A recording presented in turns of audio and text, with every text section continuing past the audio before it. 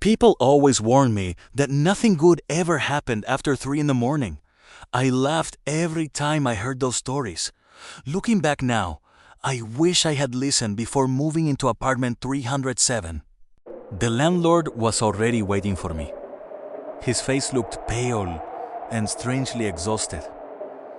Without saying a word, he slowly unlocked the door and watched me step inside. Before giving me the key, the old man leaned closer. His voice was barely a whisper. No matter what you hear tonight, never open the door after 3 o'clock. I thought he was simply trying to scare me. Every old apartment has its own ghost stories. I thanked him, picked up my suitcase, and walked toward apartment 307. Apartment 307 was small, old, and completely silent. It wasn't perfect, but I believed it could become my new beginning. That night, I fell asleep almost instantly. Everything was quiet. Then, the digital clock changed to exactly 3 a.m. 3 slow knocks echoed through the apartment. Knock, knock, knock. My eyes opened immediately. The room was completely silent. The digital clock still read exactly 3 o'clock. For a few seconds, I wondered if the knocking had only been a dream. I slowly climbed out of bed. Every step across the wooden floor sounded louder than usual. As I reached the front door, a freezing draft slipped beneath it. Someone or something was standing outside. I looked through the peephole. A woman stood perfectly still beneath the flickering light. She didn't move. She didn't blink. She simply stared at my door. I stumbled backward. My hands were shaking. I grabbed my phone and opened the hallway security camera. The screen showed nothing. The hallway was completely empty. Confused, I looked through the peephole again. This time, her face was only inches away. She was smiling, and somehow, she was looking directly into my eyes. I stepped away from the door. My heart was racing. There has to be a logical explanation, I whispered to myself. Then, every light in the apartment began. Ethan, please, open the door. My hands trembled as I reached for my phone. The flashlight barely pierced the darkness. The apartment suddenly felt much bigger than before. Every corner looked alive. The flashlight swept across an old mirror. For a split second, someone was standing behind me. I turned immediately. There was no one there. Then I heard it. Slow footsteps. Not inside my apartment. Outside. Someone was walking down the hallway. One step at a time. The footsteps stopped. Right outside my door. Then, the doorknob slowly began to turn. Someone was trying to get in. Everything became still. Then, a soft voice whispered through the wood. I couldn't move. Every instinct told me to stay away from that door. The whisper stopped. The hallway became silent again. That silence was even more terrifying than the knocking. Suddenly, my phone vibrated. A security notification appeared.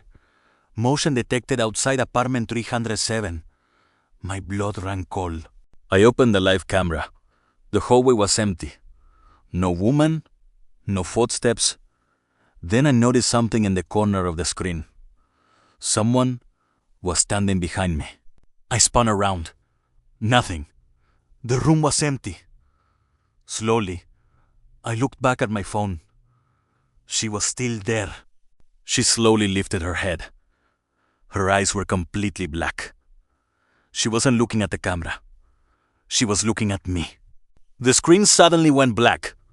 At that exact moment, I felt a freezing breath against my neck. Someone was standing behind me. I forced myself to turn around. Nothing. The room was empty. But in the old mirror, she was standing only a few feet behind me. She smiled.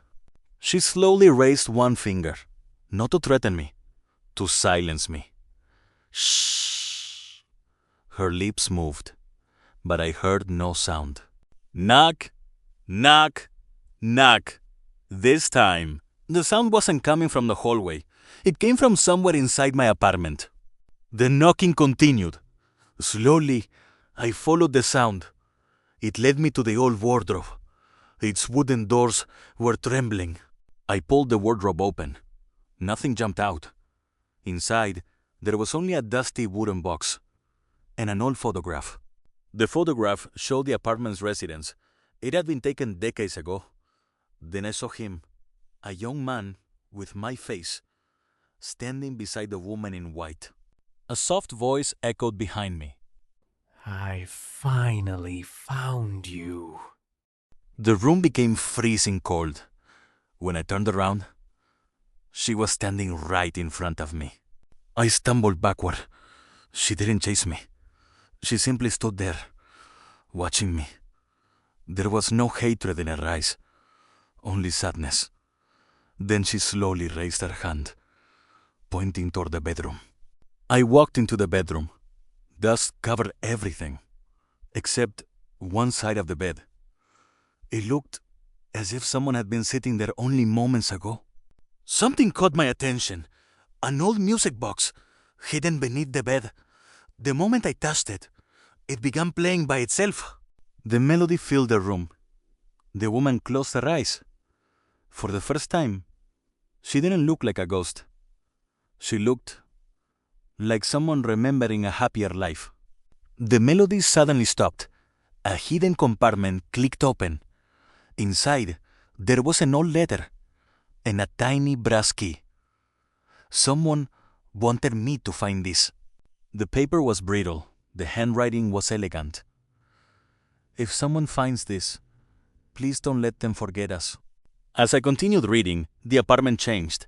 The broken walls repaired themselves. The dust disappeared. I was no longer standing in the present. She wasn't a ghost. She was alive. She laughed with her neighbors. The apartment was filled with music and happiness. Then everything changed. Someone screamed. Smoke poured into the hallway. Within seconds, the building became an inferno. The fire spread faster than anyone expected. Smoke swallowed the hallways. People screamed. Parents searched desperately for their children. No one knew where the flames had begun. Everyone was running away. She wasn't. A little girl was still trapped upstairs. Without hesitation, she turned around and ran back into the fire. She found the little girl. Holding her tightly, she rushed toward the exit. Then, the ceiling collapsed. The way out was gone. She pushed the little girl into a narrow space beneath the staircase. Then, without thinking of herself, she shielded the child with her own body. The vision faded. The fire was gone. I was back in apartment 307. She stood quietly by the window, looking out into the darkness. Now I finally understood. She had never been the monster. She didn't speak. She simply looked at the old fireplace. Then, she slowly disappeared into the darkness. I looked at the brass key in my hand. I knew that was where it belonged. Behind the loose brick, I found a tiny keyhole. My hands trembled. I inserted the key. A loud click echoed through the apartment. The wall slowly opened. Hidden inside were police reports, newspaper clippings, and the worn leather journal. Someone had hidden the truth. The final pages answered everything. The fire had never been an accident. Someone had started it deliberately, for money. They locked the exits and left innocent people to die. The moment I finished reading, the apartment shook violently. A deep roar echoed from beneath the floor. Something had awakened. The floor split apart. Hidden beneath the apartment was a staircase. It wasn't on any blueprint. It wasn't supposed to exist. Something was waiting below. Each step felt heavier. The air became colder. Strange symbols covered the walls. Deep claw marks stretched into the darkness. I wasn't alone. At the end of the tunnel, there was a hidden room, a burned wooden chair, rusted chains. The air smelled of smoke, even after 50 years. The chains began to shake. A shadow emerged. It wasn't human anymore. Only hatred had kept it alive. Ethan, Her voice was clear. he'll lie, just as he lied to everyone else. The shadow finally revealed itself. It wasn't a demon. It was the building's owner.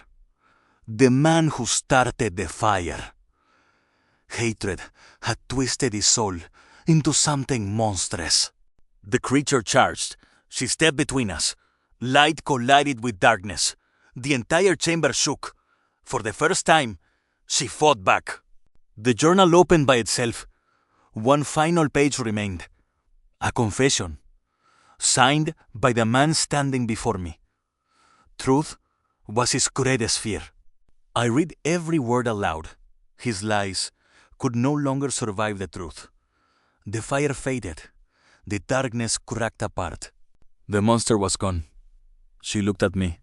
For the first time, she smiled without sadness. Thank you. Weeks later, I never returned to apartment 307. The building was finally at peace. Or so I believed. That night, my phone received one last security alert. The hallway was empty. Until a little girl quietly appeared, smiled, and waved at the camera.